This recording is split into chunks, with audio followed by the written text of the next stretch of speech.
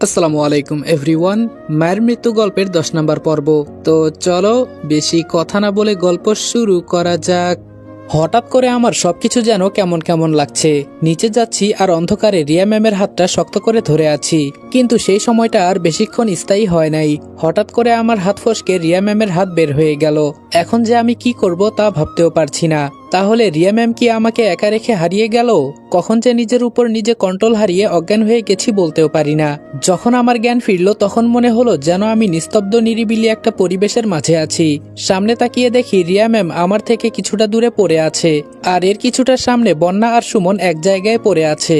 এবার আমার চোখ পড়লো আমরা এখন কোথায় আছি। এ কি, আমার সামনে তো বিশাল বড় এক জঙ্গল। তাহলে আমরা জঙ্গলের মধ্যে আছি? আগে নিচ থেকে উঠে রিয়া ম্যামের কাছে চলে গেলাম। আশেপাশে তাকিয়ে পানি খোঁজার চেষ্টা করছি, কোথাও পানি আছে নাকি। ওরাও হয়তো আমার মতো অজ্ঞান হয়ে গেছে। এখন আমি কি যে করব ভেবে পাচ্ছি না। হঠাৎ দেখি রিয়া ম্যাম নড়াচড়া করছে। রিয়া ম্যাম চোখ খুলে দেখে আমি সামনে বসে আছি। রিয়া ম্যাম আগে শোয়া থেকে উঠে আশেপাশে তাকিয়ে বলল, আমরা পালাতে পেরেছি। এই বলে রিয়া ম্যাম খুশিতে আত্মহারা হয়ে আমাকে জড়িয়ে ধরলো। কি বলবো ভাই, আমি তো এখন আর নিজের ভেতরে নাই। আমার কলিজাটা 3 ইঞ্চি ফাঁক হয়ে কাঁপাকাঁপি করছে। আমার ভেতরে এমন একটা ফিলিংস এসেছে যে এখন যদি কেউ আমাকে লাঠি দিয়ে পিটিয়ে মেরে ফেলে তাহলে আমি বলতেই পারবো না। রিয়া ম্যামের ছোঁয়ায় আজকে যে আমি পাগল হয়ে গেছি।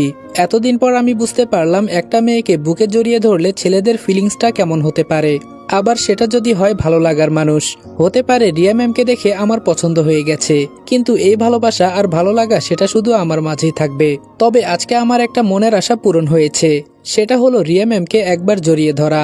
এটা হয়তো আমার ধারণার বাহিরে ছিল। ভাবি নাই কখনো রিয়া ম্যাম আমাকে এভাবে জড়িয়ে ধরবে। হতে পারে রিয়া ম্যাম আমাকে খুশিতে এভাবে জড়িয়ে ধরেছে, কিন্তু আমার তো মনের আশা পূরণ হয়ে গেছে। সুমন বলল, কি রে তোরা দুইজন এভাবে আর কতক্ষণ জড়িয়ে থাকবি? এবার তো একটু জ্ঞান ফিরিয়ে আন। এটা বলতেই রিয়া ম্যাম লজ্জা পেয়ে আমাকে ছেড়ে দিয়ে বলল, সরি, আসলে অতিরিক্ত খুশি হওয়ার কারণে তোমাকে যে কখন জড়িয়ে ধরেছি বলতেও পারি না। আমি তো ভাই লজ্জায় শেষ, এত লজ্জা কোনোদিনই পাই নাই। এর মাঝে আবার সুমন এসে আমাদের দেখে ফেললো। শালা, তোর আর জ্ঞান ফিরার সময় হয় নাই? আর একটু জড়িয়ে থাকতে দিতি আমায়। চেয়েছিলাম চাঁদের আলো, কিন্তু কে জানতো হাতের মুঠোয় পুরো চাঁদ পেয়ে যাব।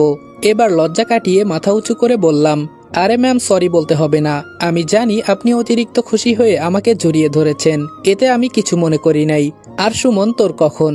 সুমন আমার কথা থামিয়ে বলল, এসব কথা পরেও বলা যাবে, আগে বন্যার জ্ঞান ফিরা। ও এখনো মাটিতে পড়ে আছে। আমার বন্যার কিছু হবে না তো আবার? সুমনের কথা শুনে দৌড় দিয়ে আমি বন্যার কাছে চলে গেলাম। বন্যার কাছে গিয়ে দেখি সবকিছু ঠিকঠাক থাকলেও ওর জ্ঞান ফিরছে না। রিয়া ম্যাম আমাকে সরিয়ে বলল, দাঁড়াও, আগে আমাকে দেখতে দাও, দেখি কি হয়েছে।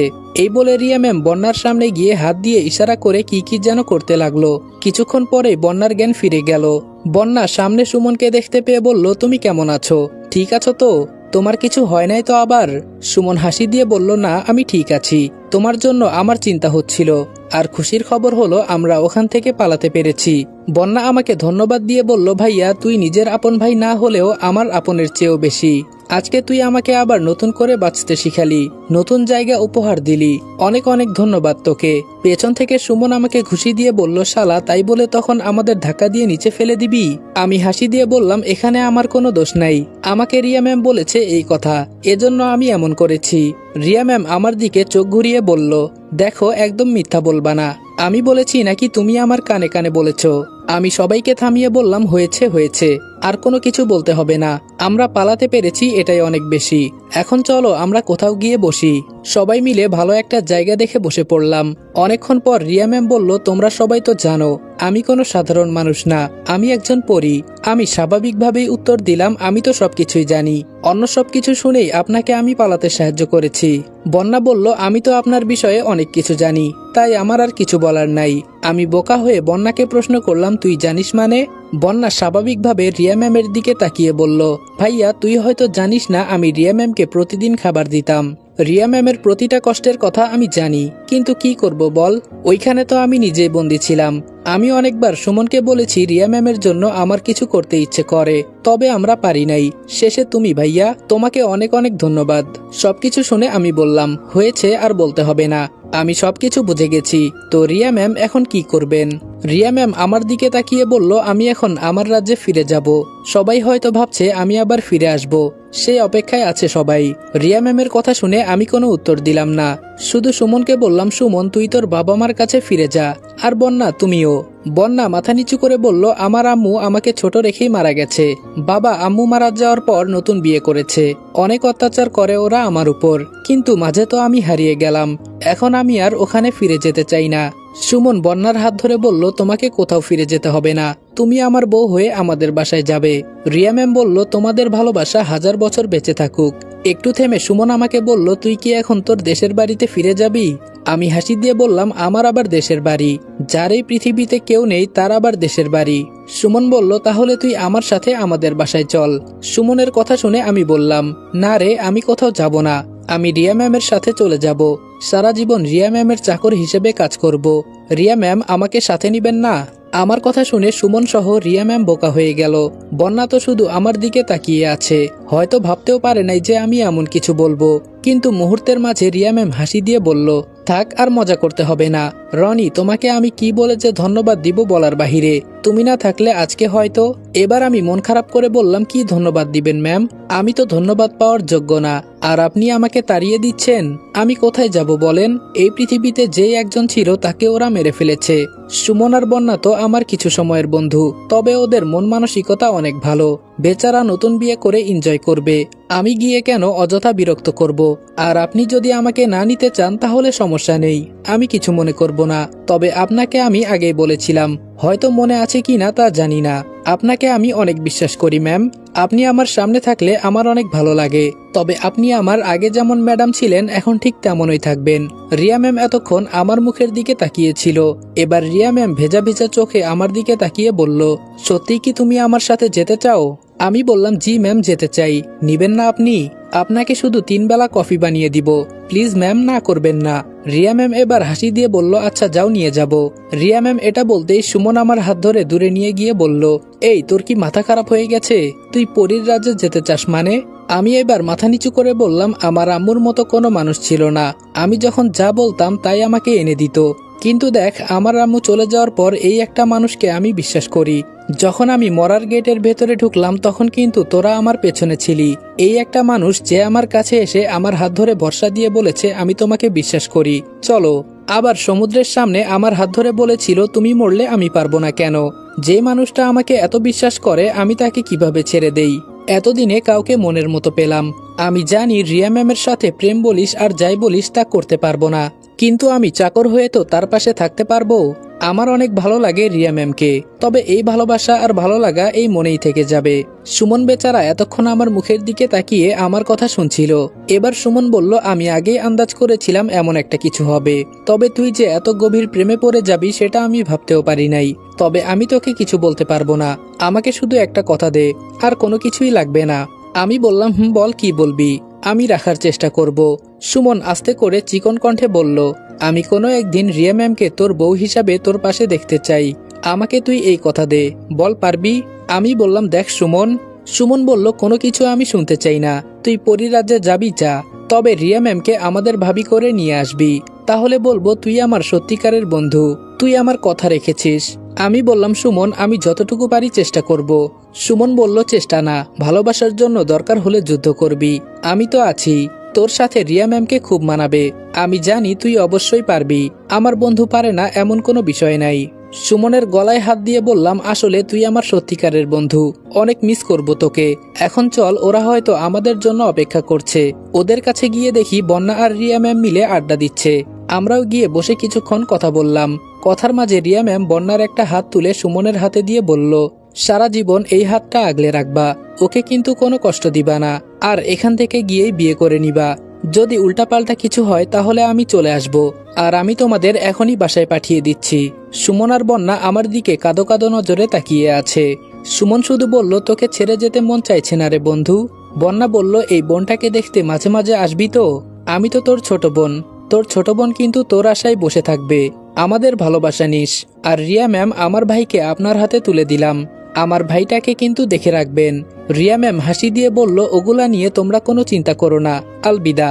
সুমন বলল, বিদায় রনি। শেষ বাক্যটা আস্তে করে বলল, বিদায় ভাবি, যেটা শুধু আমি বুঝতে পারলাম। হঠাৎ করে সুমন আর বন্যা অদৃশ্য হয়ে গেল। রিয়া ম্যাম হয়তো নিজের জাদুশক্তি দিয়ে ওদেরকে গন্তব্যস্থলে পাঠিয়ে দিয়েছে। বন্যা আর সুমন যেতেই রিয়া ম্যাম আমার দিকে তাকিয়ে বলল, একটু দূরে যাও তো রনি। আমি বললাম, কেন ম্যাম, কি করবেন? রিয়া ম্যাম বলল, কিছু না, তুমি একটু দূরে যাও, এখানে আমার কাছে দাঁড়িয়ে থাকলে তোমার ক্ষতি হবে। আমি আর কি করব, রিয়া ম্যামের কথা মতো চুপচাপ দূরে সরে গেলাম। আমি দূর থেকে দাঁড়িয়ে দেখছি রিয়া ম্যামের চোখ হঠাৎ করে লাল বর্ণ ধারণ করেছে। আচমকা যেন সবকিছু আপনা আপনি কাঁপতে লাগলো। আমার চারদিকের পরিবেশ এমন হয়ে গেছে, মনে হচ্ছে যেন ভূমিকম্প সৃষ্টি হচ্ছে। রিয়া ম্যাম চোখ মুখ লাল করে এমন জোরে এক চিৎকার দিয়েছে, ভয়ের চোটে যেন সবকিছু থরথর করে কাঁপছে। আমার মনে হয় আজকে রিয়া ম্যামের যত রাগ আছে সব এখানে প্রকাশ করবেন। আমি তাড়াতাড়ি এবার নিচে বসে চোখ বন্ধ করে নিলাম। এছাড়া আমার কোনো উপায় নেই। রিয়া ম্যাম এখন যে অবস্থায় আছে তাকে দেখে তো আমি নিজেই ভয় পেয়ে গেছি। অনেকক্ষণ ধরে এসব চলল, আবার হঠাৎ করে সবকিছু নীরব হয়ে গেছে। চোখ খুলে সামনে তাকিয়ে দেখি রিয়া ম্যাম হাঁটুতে ভর করে মাটিতে বসে কান্না করছে। আমি তাড়াতাড়ি রিয়া ম্যামের সামনে গিয়ে বললাম, ম্যাম, আপনার কি হয়েছে? রিয়া ম্যাম আমাকে দেখে কান্না একটু বন্ধ করে বলল, ওরা আমাকে এত এত বছর আটকিয়ে রুমের ভেতরে বন্দি করে অত্যাচার করেছে। রিয়া ম্যাম নিজের পেট থেকে একটু কাপড় সরিয়ে আমাকে দেখিয়ে বলল, এই দেখো ওরা আমাকে কিভাবে অত্যাচার করত, কেমন করে আমাকে শাস্তি দিত। প্রতিদিন আমাকে ওরা ইচ্ছামতো মারত। শুধু নিজের সম্মানের দিকে তাকিয়ে আমি কিছু বলি নাই। এই বলে রিয়া ম্যাম ইচ্ছামতো কান্না করতে লাগলো। রিয়া ম্যামের পেটের পুড়ে যাওয়া অংশ দেখে আমি নিজেই বোকা হয়ে গেলাম। দেখে বোঝা যাচ্ছে কয়েকদিন আগে এমন করা হয়েছে, ক্ষতটা এখনো শুকায় নাই। এসব দেখে যেন আমার চোখ দিয়ে অল্প অল্প করে পানি বের হতে লাগলো। এতটা অত্যাচার করার পরও কেউ চুপ থাকতে পারে, তা আমি রিয়া ম্যামের কাছ থেকে জানলাম। শুধু নিজের সম্মানের দিকে তাকিয়ে হয়তো কিছু বলে নাই।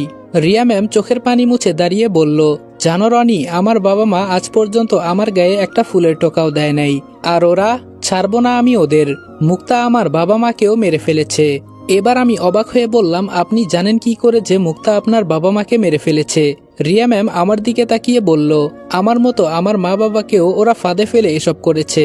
ও আমার সৎবোন হতে পারে, কিন্তু তাই বলে? আমি বললাম, থাক ম্যাম, এসব কথা বাদ দেন, পুরনো কথা মনে করে আর নিজেকে কষ্ট দিবেন না। রিয়া ম্যাম এবার একটা নিরিবিলি জায়গায় বসে আমাকে পাশে বসতে বলল। এরপর রিয়া ম্যাম বলতে লাগলো, জানো, এখন আমার কাছে সম্পূর্ণ শক্তি আছে। আমি চাইলে যা ইচ্ছা তাই করতে পারি, কিন্তু মুক্তার বানানো মায়াজাল আমি ভেঙে ভেতরে যেতে পারবো না। ওকে যদি আমি একবার কাছে পাইতাম। আমি বললাম, আমি যদি এনে দিই আপনার কাছে? রিয়া ম্যাম এবার আমার দিকে তাকিয়ে বলল, আমার জন্য আর কত করবে বলো? আমাকে তুমি ভালো করে চেনো না, হতেও তো পারতো আমি তোমাকে মেরে ফেলতাম। অচেনা একটা মেয়েকে বিশ্বাস করে কেন এসব করলে? আমি বললাম, ম্যাম, আমার এই পৃথিবীতে আপন বলতে কেউ নেই, হয়তো আমার যাওয়ার ঠিকানাও নেই। আপনাকে দেখে আমার কেন জানি মনে হয় আপনাকে আমি বিশ্বাস করি, এজন্য আপনার জন্য আমার জীবন বাজি রাখলাম। রিয়া ম্যাম বলল, আমার কাছে যতদিন থাকবে সারা জীবন এমন বিশ্বাসী হয়ে থাকতে পারবে তো? আমি বললাম, বলেছি না, আপনার জন্য আমি আমার জীবন দিয়ে দিতেও রাজি। রিয়া ম্যাম এবার কিছুক্ষণ চুপচাপ থেকে বলল, জানো, আজ পর্যন্ত আমার অনেক মানুষের সাথে পরিচয় হয়েছে, কিন্তু তোমার মতো ভালো মানুষের সাথে আমার পরিচয় হবে এটা আমি ভাবতেও পারি নাই। আমি বললাম, আমি এতটাও ভালো না ম্যাম। রিয়া ম্যাম বলল, কে বলেছে তুমি ভালো না? আর তোমার ঠোঁটের নিচে একটা সুন্দর তিল আছে, যেটার কারণে তোমাকে অনেক সুন্দর লাগছে। এবার আমি একটু লজ্জা পেয়ে বললাম, জান ম্যাম, কি যে বলেন না আপনি। রিয়া ম্যাম আমার কথা শুনে দাঁড়িয়ে বলল, রনি, তুমি আর একটু ভেবে দেখো, এই পৃথিবীতে কিন্তু অনেক কিছু দেখার মতো আছে, আমার সাথে গিয়ে কেন অযথা? এবার আমি রিয়া ম্যামকে থামিয়ে বললাম, দেখেন, আমি এত কিছু জানি না, যদি নিয়ে যেতে চান তো নিয়ে যান, না হলে আমি চলে যাব। কতবার বলেছি আমি আপনার সাথে যেতে চাই, তাও কেন বারবার ঘুরে ফিরে একই কথা বলছেন? রিয়া ম্যাম আর কিছু না বলে চুপচাপ কিছুক্ষণ আমার দিকে তাকিয়ে বলল, তোমাকে বললেও আর কাজ হবে না, এটা আমি জানি, তবে তুমি কিন্তু সাবধানে থাকবে। ওখানে গেলেই আমি কিন্তু সবকিছুর দায়িত্ব নিব, মানে আমার কথাই সবকিছু চলবে। আমার বাবা ছিলেন সেখানের রাজা, কিন্তু তিনি মারা যাওয়ার পর আমার ছোট চাচা সবকিছু দেখাশোনা করছে। বাকি যা কথা আছে সবগুলো পরে বলবো, ঠিক আছে? ওখানে গিয়ে কোনো রকম কোনো ঝামেলা করবে না। ওখানে কিন্তু তোমার মতো কোনো মানুষ নেই, সবাই জিন পরি, আরো বড় বড় দানব। যা বলবে আমাকে বলবে, আমি সবকিছু সমাধান করে দিব। আমার কথা মনে থাকবে তো? আমি মাথা নাড়িয়ে বললাম, ঠিক আছে ম্যাম। রিয়া ম্যাম এবার আমাকে বলল, এসো, এবার আমাকে জড়িয়ে ধরো, তবে চোখ কিন্তু একদম খুলতে পারবে না যতক্ষণ না আমি বলবো। জড়িয়ে ধরার কথা শুনে আমার একটু লজ্জা লাগলো। কি বলবো ভাই, রিয়া ম্যাম আমাকে বলছে জড়িয়ে ধরতে। প্রিয়জনকে জড়িয়ে ধরার মাঝে কিন্তু সেই রকম একটা স্বাদ আছে, যে অনুভূতি হয়তো কোনোদিনই প্রকাশ করার মতো নয়। আমি আমার মাথায় হাত দিয়ে বললাম, ইয়ে মানে ম্যাম, আপনাকে আমি জড়িয়ে ধরবো? রিয়া ম্যাম বলল, আমি তো তাই বললাম। আমি বললাম, না মানে হঠাৎ করে এসব কথা বলছেন যে? রিয়া ম্যাম আমাকে ধমক দিয়ে বলল, আমার সাথে কি আমার দেশে যেতে চাও নাকি এখানে থাকতে চাও? যদি যেতে চাও তাহলে চলো, না হলে এখানেই দাঁড়িয়ে থাকো, আর কোথাও যেতে হবে না। একটু পর মুক্তা এসে তুলে নিয়ে যাবে, তখন তোমার অনেক ভালো লাগবে। এবার আমি আর কোনো কিছু না বলে চুপচাপ রিয়া ম্যামের সামনে গিয়ে মাথা নিচু করে বললাম, আপনি আবার মাইন্ড করবেন না তো ম্যাম? রিয়া ম্যাম এবার বেশ রেগেই বলল, তোকে আমি ধরতে বলেছি, ধরবি নাকি এখানেই রেখে যাব? এবার আমি একটু ভয় পেয়ে 2 হাত বাড়িয়ে রিয়া ম্যামকে আস্তে করে জড়িয়ে ধরলাম। রিয়া ম্যাম আবার বলল, আরো জোরে জড়িয়ে ধর, না হলে তুই পড়ে যাবি। এবার আমি রিয়া ম্যামকে শক্ত করে জড়িয়ে ধরলাম। কিছুক্ষণ পর মনে হলো যেন আমি শূন্যতায় ভেসে উপরে উঠছি। তবে রিয়া ম্যামকে জড়িয়ে ধরার ফিলিংসটা কিন্তু সেই, যেটা বলে বোঝানো যাবে না। মনে মনে ভাবলাম, অনেক দিনের ইচ্ছা ছিল পরীর ডানা দেখা। তাই রিয়া ম্যামকে চোখ বন্ধ করা অবস্থায় বললাম, ম্যাম একটা কথা বলবো? রিয়া ম্যাম বলল, বল। আমি বললাম, না মানে ম্যাম, আমার অনেক দিনের ইচ্ছা ছিল পরীর ডানা দেখব, যদি আপনি একটু অনুমতি দিতেন। রিয়া ম্যাম বলল, দেখো রনি, এমন ফাজলামি করবে না যার কারণে তোমার জীবন চলে যাবে। যদি তুমি একবার চোখ খুলে নিচে তাকিয়ে দেখো তাহলে তুমি সাথে সাথে আমাকে ছেড়ে নিচে পড়ে যাবে। এজন্য বলছি চোখ বন্ধ করো। তবে তুমি চিন্তা করো না, কোনো একদিন আমি তোমাকে আমার ডানা দেখাবো। আমি বললাম, সত্যি তো ম্যাম? রিয়া ম্যাম বলল, সত্যি। আমি বললাম, আচ্ছা ম্যাম, একটা প্রশ্ন জিজ্ঞেস করব? রিয়া ম্যাম বলল, বলো। আমি বললাম, কখনো কারোর সাথে প্রেম করেন নাই? আমার কথা শুনে রিয়া ম্যাম কিছুক্ষণ চুপচাপ থেকে বলল, এসব শুনে তোমার কি লাভ? আমি বললাম, আমি যার জন্য এত কাজ করছি আমি কি তার সম্পর্কে কিছু জানতে পারি না? কেউ যদি আমাকে আপনার সম্পর্কে বলতে বলে তখন আমি কি বলবো? রিয়া ম্যাম বলল, তাই বলে তুমি এসব প্রশ্ন করবে? আমি বললাম, আচ্ছা সরি ম্যাম, আমার ভুল হয়ে গেছে, আর কিছু বলবো না। রিয়া ম্যাম হঠাৎ করে বলা শুরু করলো, আমিও একজনের প্রেমে পড়েছিলাম। সে ছিল খুব নম্রভদ্র একটা ছেলে, আর অনেক সুন্দর। তবে ওর রাগটা একটু বেশি। একবার রাগ করলে সবকিছু উলটপালট করে ফেলতো। এজন্য আমার ওকে খুব ভালো লাগে। তবে ও আমাকে পছন্দ করে কিনা তা বলতে পারি না। তবে আমি ওকে অনেক অনেক ভালোবাসি। যদি গিয়ে দেখি ও আজও বিয়ে করে নাই তাহলে হয়তো আমার মতো খুশি আর কেউ হবে না। মানুষ বলে অপেক্ষার ফল নাকি অনেক মিষ্টি হয়। কথাটা সত্যি নাকি মিথ্যা তা এখনো আমি বলতে পারি না। তবে আমি মনে প্রাণে এই কথাটা অনেক বিশ্বাস করি। রিয়া ম্যামের কথা শুনে আমার বুকের একপাশে কেমন যেন চিনচিন করে ব্যথা করতে লাগলো। আচ্ছা, যত কষ্ট সব ঘুরে ফিরে শুধু আমার কাছেই কেন চলে আসে? সবসময় কেন আমার সাথেই এমন হয়? প্রথমে আমি মায়াকে অনেক ভালোবাসতাম, পরে ও আমাকে ধোকা দিল। আর এখন যাকে মন থেকে অল্প অল্প করে ভালো লাগতে শুরু করলো সে আজকে, না না, আর চিন্তা করতে পারছি না। রিয়া ম্যাম বলল, কি ব্যাপার, তোমার কি মন খারাপ? মনে মনে এত কি চিন্তা করছো? আমি বললাম, না ম্যাম, মন খারাপ না, আর বেশি কিছু চিন্তা করছি না। একটা কথা কি জানেন ম্যাম, প্রিয়জনকে হারানোর ব্যথাটা খুব বেদনাদায়ক হয়। যে মানুষটাকে আমি এত বিশ্বাস করতাম, যাকে আমি এত ভালোবাসতাম, সে আমাকে ধোকা দিল। ও কিভাবে পারলো আমার আম্মুকে? ওর তো আপন চাচি হতো। রিয়া ম্যাম বলল, এসব বলে আর নিজেকে কষ্ট দিও না, আমরা প্রায় কাছাকাছি এসে গেছি। একটা কথা মনে রেখো, যদি কেউ জিজ্ঞেস করে তুমি আমার কি হও, তাহলে বলবে বন্ধু, ঠিক আছে? আমি বললাম, কি বলছেন ম্যাম, আমি তো আপনার চাকর। রিয়া ম্যাম বলল, চুপ করো তো, চাকর তো তোমাকে ওরা করে রেখেছে। আমি কখনো এই কথা বলেছি? আর কি ম্যাম ম্যাম বলে ডাকো, এখন থেকে রিয়া বলে ডাকবে, ঠিক আছে? আমি বললাম, ম্যাম পারবো না। রিয়া ম্যাম বলল, আবার ম্যাম? আমি বললাম, আচ্ছা সরি ম্যাডাম। রিয়া ম্যাম বলল, আবার? এখন রিয়া বলো। আমি বললাম, ঠিক আছে রিয়া। রিয়া ম্যাম বলল, এই তো এখন ঠিক আছে। আর আমাকে এত শক্ত করে জড়িয়ে ধরতে হবে না, যেভাবে ধরে আছো মনে হচ্ছে যেন। এই পর্যন্ত বলে রিয়া ম্যাম আর কিছু বলে নাই। আমি রিয়া ম্যামের কথা শুনে একটু লজ্জা পেয়ে গেলাম। নিজেই বলে জড়িয়ে ধরতে, আবার নিজেই না করে। রিয়া ম্যাম আমাকে বলল, এখন তুমি চোখ খুলতে পারো। আস্তে করে আমি চোখ খুলে তাকিয়ে দেখি রিয়া ম্যাম শূন্যের উপর ভর করে আমাকে নিয়ে নিচে নামছে। নিচে তাকিয়ে দেখি অনেক সুন্দর একটা জায়গা, আমি যা জীবনে কোনোদিন দেখি নাই। রিয়া ম্যামকে জিজ্ঞেস করলাম, এটাই কি আপনার সেই রাজ্য ম্যাম? রিয়া ম্যাম বলল, আগে রিয়া বলে ডাকো, পরে বলবো। আমি বললাম, আচ্ছা বলেন মিস রিয়া চৌধুরী। আমার কথা শুনে রিয়া হাসি দিয়ে বলল, হ্যাঁ এটাই আমার সেই রাজ্য। আমি থাকতে তুমি কাউকে দেখে একদম ভয় পাবে না, ঠিক আছে? আমরা নিচে নামতেই আমাদের সামনে একটা সুন্দরী মেয়ে আসলো। মেয়েটা আমাদের দেখে দৌড়ে সামনে যাচ্ছে আর বলে বেড়াচ্ছে, সবাই তৈরি হয়ে নাও, আমাদের রাজ্যের রানী ফিরে এসেছে। আসসালামু আলাইকুম এভরিওয়ান। মায়ের মৃত্যু গল্পের 10 নম্বর পর্ব এখানেই শেষ করলাম। ভিডিওটা ভালো লাগলে লাইক এবং কমেন্ট করে দিও, আর চ্যানেলে নতুন হলে সাবস্ক্রাইব করতে ভুলবে না। আর হ্যাঁ, পরবর্তী পার্টগুলোও 20 মিনিট প্লাস দেখতে চাইলে এই ভিডিওতে এবং পরবর্তী প্রত্যেকটা ভিডিওতে তোমাদের ভালোবাসা পরিপূর্ণভাবে দেখাতে হবে। আর এই গল্পের প্রায় শেষ প্রান্তেই আমরা দাঁড়িয়ে আছি। যদি গল্পের সিজন 2 লাগে তাহলে এখন থেকে যে কয়টা পার্ট আসবে সবগুলা পার্টেই তোমাদের ভালোবাসা দেখাতে হবে।